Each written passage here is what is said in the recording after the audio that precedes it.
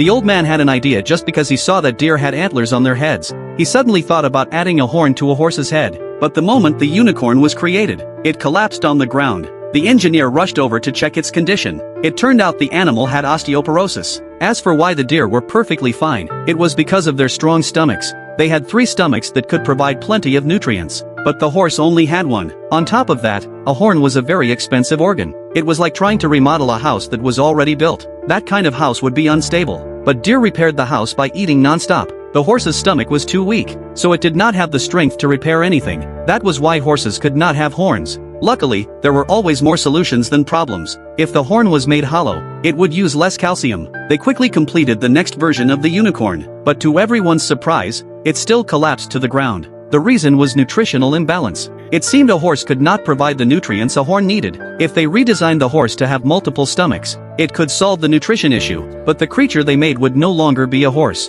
At that moment, the old man had a sudden idea. The brain consumed a lot of energy. If they made the brain smaller, and used the extra nutrients on the horn, wouldn't that solve the problem? They acted immediately. Soon, the 3rd version of the unicorn was created. Everything looked normal. It even walked with elegance. But the next second, it kept walking forward, even though the co-workers kept telling it to step back. Its horn snapped off very quickly. The old man was deeply disappointed. A co-worker suggested adding nerves to the horn. That way, the unicorn would treasure the horn. To better observe the experiment, they chose the underworld as the test site this time. But while the old man was full of hope, 2 unicorns suddenly ran into each other. Fighting was unavoidable. Because the horns had nerve systems, once a horn broke, the unicorn would only face death. The old man completely lost hope, and no longer believed in the unicorn project. At that moment, a co-worker picked up one of the horns. He was designing a new kind of animal, and wanted to borrow the horn. But the moment he attached it, an accident happened. God approved the plan immediately.